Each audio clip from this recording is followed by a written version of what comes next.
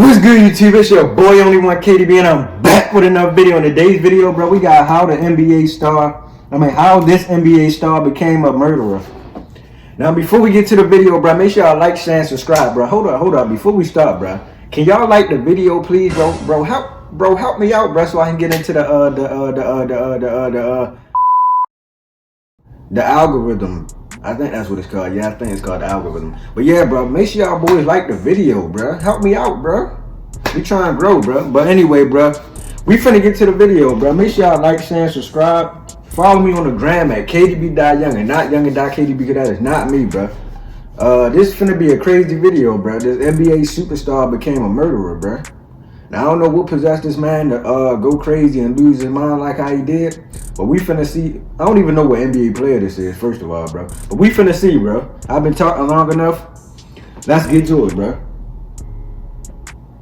How do you go from being an NBA star And one. alongside Kobe Bryant? Oh, he was on the Lakers?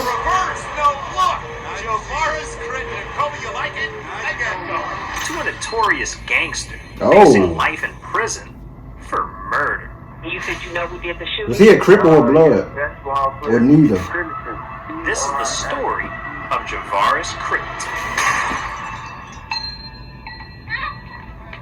Alright, bet. Let's get it. Javaris was the last person you'd expect to become a murderer. Because growing up in the projects of Atlanta during Oh, he's the from early Atlanta. 2000s, he was a straight-A student, class president, and a basketball phenom. Okay, in fact, okay. by the time Javaris graduated high school in 06, And he was one. McDonald's All-American and received the D1 No, hold up, scholarship bro. at Georgia Tech. And after only I know this a little bit off topic, bro, but why every time? Oh, sit up, bro. Why every time, bro, a basketball playing nigga, bro, he'll dribble the ball, and then he'll lay it up, and then basketball is so soft to me, bro. That's what I'm getting at, bro. You could just rub down somebody's back and they come out something, and bro, nobody touched you, bro.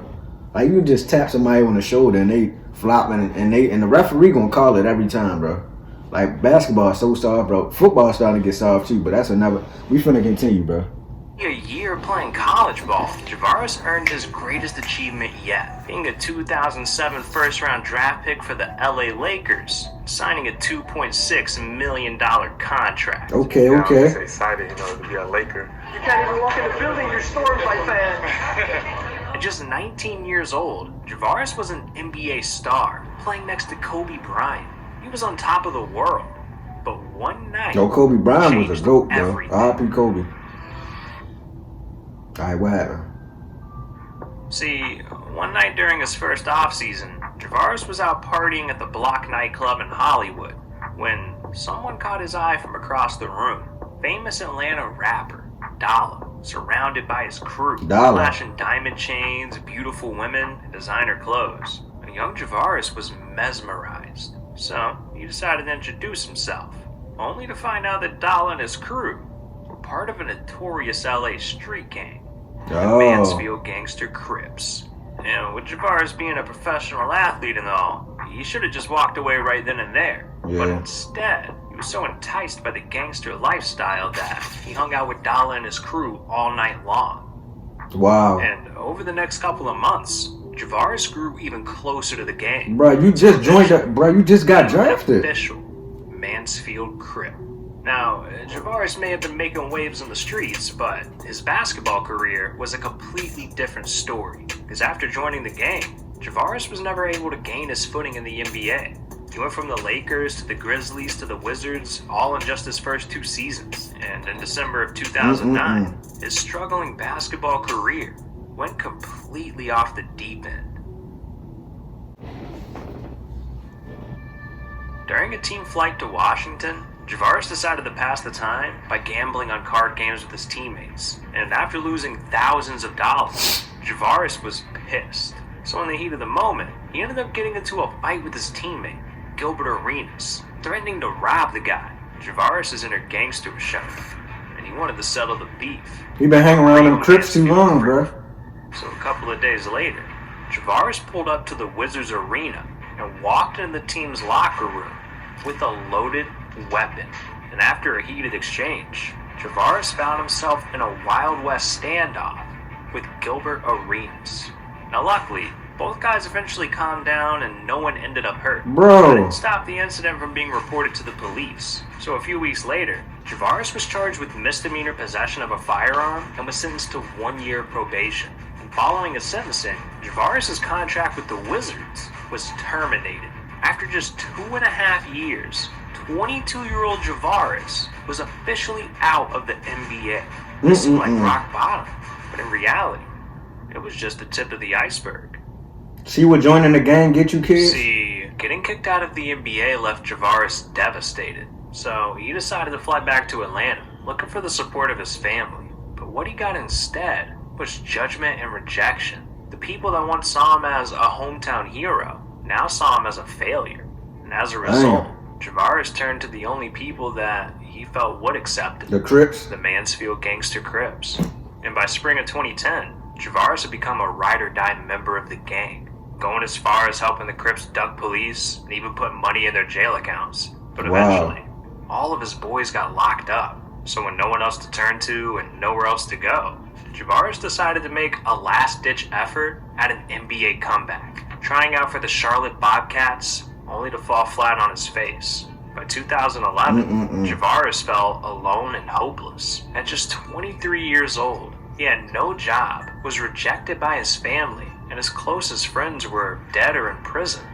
Feeling like he had nothing else to lose, Javaris became a ticking time bomb, ready to explode at any moment. All he needed was a little push over the edge. And that push came on a dark Atlanta night when, after leaving a local barber shop, Javaris was robbed of everything he had on him. His $25,000 black diamond necklace, his $30,000 black diamond watch. I mean, he even got robbed for his iPhone and $25. All by a rival gang member that Javaris recognized. Oh, man, bro. You shouldn't have joined that gang, bro. They done messed your whole life up, bro. And after everything Javaris had been through, this was the final straw. He wanted to find Lil Tick and get revenge. On August 19th, 2011, at 9:30 p.m., Javaris was in the backseat of a rented Chevy Tahoe with his cousin Scooter up front, driving him to Lil Tick's last known location, Glen Rose Heights, just outside of Atlanta. And as he turned onto Macon Drive, Javaris spotted this target on the sidewalk and opened fire. But instead of hitting Lil Tick, Javaris missed and accidentally hit an innocent woman. So with this, panicked Javaris Crittenton fled the scene as witnesses called the cops. After medics arrived, the woman was rushed to Grady Memorial Hospital, where just 2 hours later, at 11:34 p.m., she was pronounced dead, making Javaris Crittenton a stone-cold killer. Atlanta 911 emergency. You said you know who did the shooting? Yeah, the basketball player, Crittenton, Crittenton.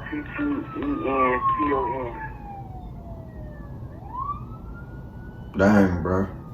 Just a few days after the murder, Javaris fled to LA as police began their investigation. And over the next week, they gathered tons of evidence linking Javaris to the crime. Witness statements, his photo being picked out of a police lineup, and the discovery of the rented Chevy Tahoe coated with residue and Javaris' fingerprints. So police obtained an arrest warrant, and a couple of days later, the FBI arrested Javaris in LA. But it wouldn't be until April of 2015 that his day in court would finally come. By this point, there was so much evidence against Javaris that a life sentence seemed inevitable. So on the very first day of his murder trial, he struck a deal with prosecutors. In exchange for dropping several charges, Javaris pled guilty to aggravated assault with a firearm and voluntary manslaughter. And as a result, he was sentenced to 23 years in federal prison. Golly. So, as of this recording, Javaris is being held at Calhoun State Prison in Georgia, where, pending good behavior, he has an expected release date, December 13th, 2036. Oh, 2036. Golly, bro. You shouldn't have joined that gang, bro.